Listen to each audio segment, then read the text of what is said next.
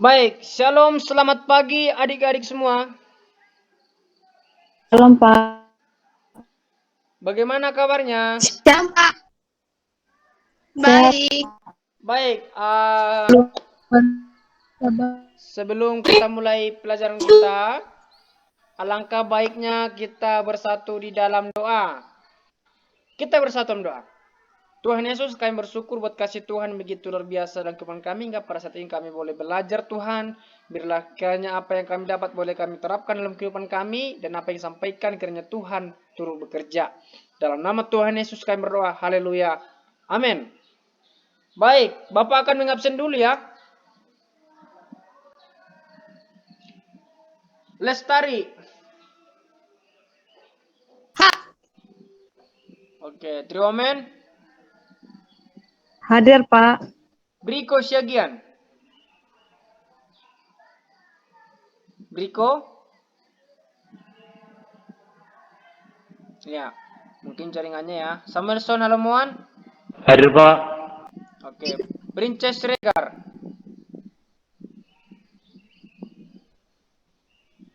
Baik, sambil kita mengabsen, mungkin Tidur, teman-teman Pak. yang mungkin ada kendala jaringan. Oke, kita akan lanjut teman-teman. Materi kita pada hari ini adalah makna kesetiaan, keadilan, dan kasih. Apa teman-teman? Makna kesetiaan, keadilan, dan kasih. Iya, makna kesetiaan, keadilan, dan kasih. Makna kesetiaan, keadilan, dan Iya. Jadi adik-adik, di sini kita akan belajar bagaimana sih remaja yang setia, ya. Apa sih arti daripada setia itu? Bagaimana sih kalau dikatakan setia? Nah, kan begitu. Setia artinya, adik-adik, berpegang teguh pada Tuhan. Arti berpegang teguh ini, ya, berpegang teguh artinya kokoh. Ya. Kita kokoh. Tidak boleh diganggu gugat, tetapi harus fokus pada tujuan dan arahnya. Nah, artinya adalah berpegang pada Tuhan tanpa adanya kebimbangan dalam diri. Ini boleh terdapat juga referensinya dalam 1 Tesalonika 5 ayat 24. Ya. Artinya bahwa kita harus berpegang teguh kepada Tuhan. Itulah arti daripada kesetiaan. Oke, kita akan lanjut lagi. Nah, contoh bentuk kesetiaan anak muda. Ya, adik-adik semua yang Bapak banggakan pastinya. Bagaimana sih contoh bentuk kesetiaan itu? Kesetiaan seorang anak remaja itu, apalagi adik-adik di sini kelas 10, ya, harus memiliki kasih, harus memiliki keadilan, harus memiliki kesetiaan dalam kehidupan kita. Itu harus kita tanamkan dalam kehidupan kita. Nah, yang pertama adalah setia dalam pelayanan. Adik-adik semua, sebagai anak remaja, itu harus boleh setia, harus adalah pelayanan kalian. Baik itu pelayanan dari sekolah minggu, di gereja. Ya, saya mau bertanya kepada adik semua, apakah adik semua sudah punya tempat pelayanan? Halo? Apakah adik-adik punya tempat pelayanan? Belum, Pak. Nah, jadi dimulai dari sekarang adik-adik harus ada tempat pelayanan ya. Harus ada. Kita sebagai anak-anak kelas 10 dari sekarang harus sudah punya tempat pelayanan. Nah, kenapa? Karena Tuhan Yesus saja. Tuhan Yesus Kristus yang kita kenal dalam kehidupan kita itu adalah setia dalam melayani, dalam penginjilan, memberitakan kebenaran firman Tuhan kepada umat di dunia ini. Maka kita sebagai anak-anak Tuhan yang dikasihi Tuhan, sebagai anak-anak terang yang menjadi generasi penerus, harus menerapkan pelayanan, kerinduan melayani dalam kehidupan kita, ya. Jadi adik-adikku, jangan pernah sepele atau menganggap rendah tentang pelayanan. Jangan. Karena karirmu akan boleh bertumbuh, akan dibantu oleh tempat pelayananmu. Itu pastinya. Kenapa? Karena pengalamanmu kepada Tuhan semakin dekat. Hubunganmu kepada Tuhan semakin dekat. Ya, amin ya adik-adik semua ya. Setia menghadapi masalah dan tanggung jawab. Adik-adik semua sebagai anak-anak Tuhan kelas 10 itu harus setia dan bertanggung jawab. Bertanggung jawab ini adik-adik ketika ada masalahmu jangan pernah lari. Kamu harus bagaimana? Harus bertanggung jawab. Semuanya serahkan kepada Tuhan. Maka kamu harus setia. Awalnya adalah kamu harus setia kepada Tuhan. Ketika saudara setia kepada Tuhan, maka perkara-perkara apapun Tuhan akan tolong. Ya, bisa ya dimengerti ya adik-adik semua ya. Halo, adik-adik semua. Masih bisa Ada, dengar Pak. Bapak? Masih, Pak. Oke. Nah, setia mengerjakan tugas. Adik-adik semua sebagai anak-anak Tuhan harus setia mengerjakan tugas. Jangan malas-malas mengerjakan tugas. Setialah.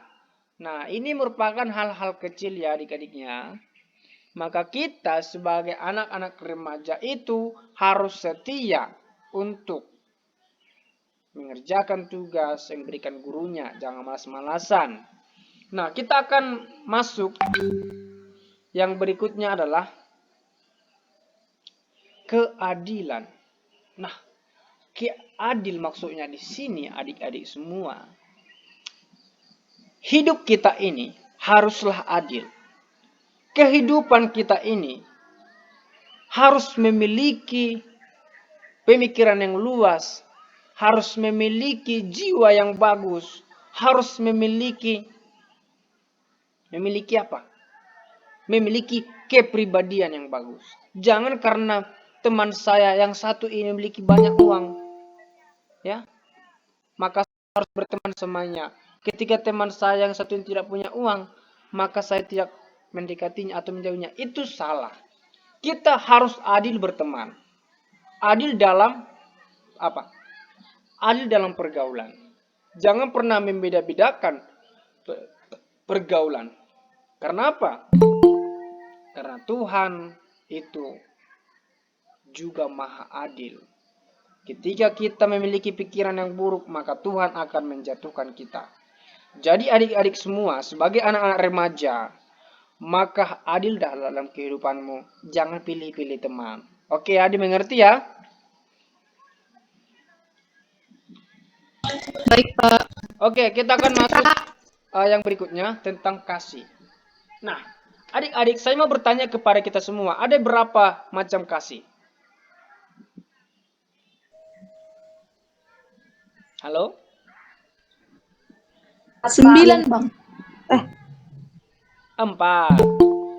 Iya, Pak. Empok, Pak. Iya. Yang pertama apa? Kasih agape. Agape. Ya, yang berikutnya Agape. filia, ya kan? Apa? Iya, ada 4 itu ya adik-adik semua ya. Itu harus dihafal ya. Harus dihafal di rumah. Nah, kasih. Ya. Hukum yang terutama, yang pertama dan yang paling utama adalah mengasihi Allahmu dan mengasihi sesamamu manusia. Adik-adik semua sebagai anak-anak remaja harus mampu mengasihi Allah. Bagaimana cara mengasihi Allah? Nah, mengasihi Allah ini adalah tidak melakukan keburukan.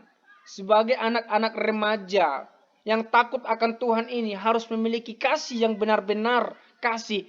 Kasih yang tidak pura-pura. Jangan melakukan kasih atau menerapkan kasih karena ingin mendapatkan sesuatu hal yang berharga kepada seseorang atau kepada Tuhan. No, itu tidak benar. Nah, ketika kita melakukan kasih kepada Allah, maka kita juga harus melakukan atau menerapkan kasih itu kepada sesama kita manusia. Adik-adik semua jangan pernah bermusuhan dalam satu ruangan, satu kelas atau beda kelas. Tetapi apa? Harus memelihara kasih dalam kehidupan kita. Karena apa? Tuhan Yesus sudah lebih dahulu mengasihi kita. Sudah lebih dulu mengasihi orang-orang semua yang ada di dunia ini. Maka sebagai anak-anak Allah, sebagai anak-anak remaja, peliharalah kasih dalam kehidupanmu. Ya, jangan pernah membeda-bedakan. Karena beda suku saya mengasihi dia. Karena suku dia begini saya tidak mengasihi. No, jangan pernah. Jadi sebagai anak-anak remaja yang Tuhan kasihi, yang menjadi generasi penerus, ya, maka peliharalah kasih dengan baik. Peliharalah kasih dalam kehidupanmu. Tetapi kasihnya jangan kasih yang setengah-setengah. Ya, bagaimana contohnya kasih yang setengah-setengah ini? Ayo. Misalnya dia hari ini baik, besok dia udah jahat. Nah, gitu dia. Kalau kasih ini tidak suka memaki-maki. Betul ya, adik-adik semua ya? Betul, Pak. Nah, betul. Mengasihi ini artinya selalu berpenampilan bagus, harus berjiwa bagus, selalu senyum ketika sapa menyapa. Itulah salah satu bentuk kasih. Nah, ketika misalnya kita lewatlah misalnya, terus mukanya murung. Tidak boleh ya adik-adik semua ya. Jadi kelas 10 itu ya, apalagi baru-baru SMA kepada satu suku atau beda suku itu harus menerapkan kasih. Bagaimana contoh-contoh kasih itu adik-adik semua? Ya saling menyapa. Betul ya? Begitu dia, jangan berkelahi khususnya cowok. Briko dengan Samuel jangan berkelahi. Apalagi satu marga kakak beradik, jangan berkelahi kalian. Nah, begitulah adik-adik. Ketika kita melihara kasih dalam kehidupan kita, maka Tuhan pastinya akan memberikan yang terbaik bagi kita. Cita-cita kita Tuhan akan sampaikan apa permohonan kita. Karena apa? Karena kita sudah menumbuhkan atau menerbitkan buah-buah yang Tuhan perintahkan. Betul ya adik-adik semua ya? Betul, Pak. Iya. Betul, Pak. Baik, ada pertanyaan? Apakah ada pertanyaan?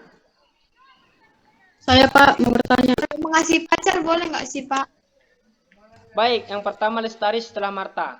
Lestari, mengasihi pacar. Boleh, boleh mengasihi pacar. Tetapi alangkah baiknya pacaranlah ya pacaran yang sehat, yang takut akan Tuhan. Kan kalau bisa, kalau 10 janganlah dulu pacaran. Oke Lestari? Halo, Gimana, Lestari? Pak? Kenapa nggak boleh, Pak? Iya, nanti terganggu pelajaranmu, Dek. Nanti kamu diputuskan, kamu nangis. Nanti kamu sedih-sedih. Nanti kamu galau. Janganlah dulu. Terus Pak, kalau saudara pacarkan Jadi, sekarang Pak, lebih baik siapa tahu diputuskan jadi- atau bagaimana Pak? Iya, kembali kepada diri kita. Ketika kita memang berpacaran secara sehat, secara rohani, yang takut akan Tuhan, maka lanjutkanlah dan minta kepada Tuhan dalam doa, apakah benar-benar dia jodohku. Tetapi harus fokus dulu pada pelajaranmu, masa depanmu, ya. Oke, silakan Marta.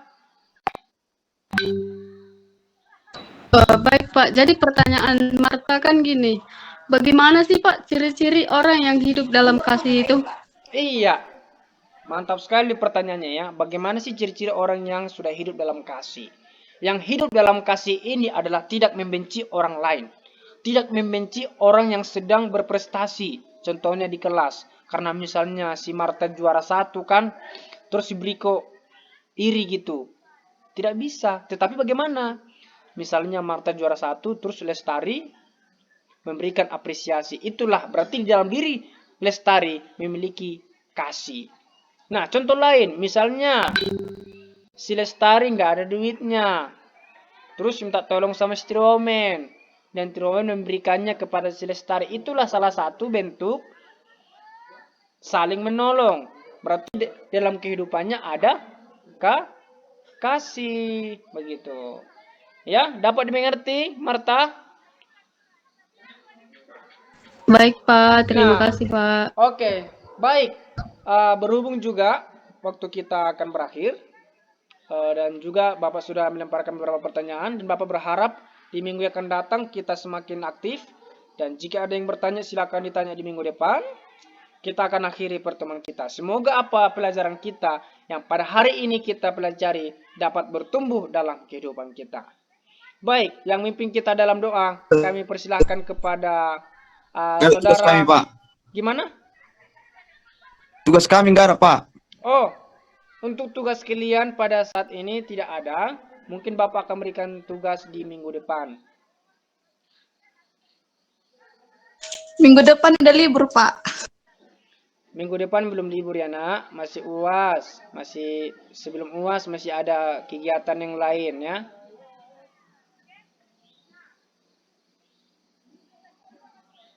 Baik, supaya kita pulang, yang untuk kita berdoa, Marta. Baik Pak, terima kasih. Mari kita bersatu dalam doa. Terima kasih Tuhan, terima kasih Yesus atas penyertaan Tuhan dari awal, pertengahan, hingga akhir pelajaran kami berjalan sesuai dengan kehendak-Mu. Bapak Yesus yang baik, Engkau berkati kami, pribadi lepas pribadi. Aktivitas kami selanjutnya kami serahkan ke dalam tangan-Mu. Segala dosa dan kesalahan yang telah kami perbuat, ampunkanlah itu Tuhan. Hanya di dalam nama anak-Mu Tuhan Yesus Kristus, kami berdoa dan mengucap syukur. Amin. Amin. Baik, demikian saja pertemuan kita. Shalom semua. Shalom, Pak.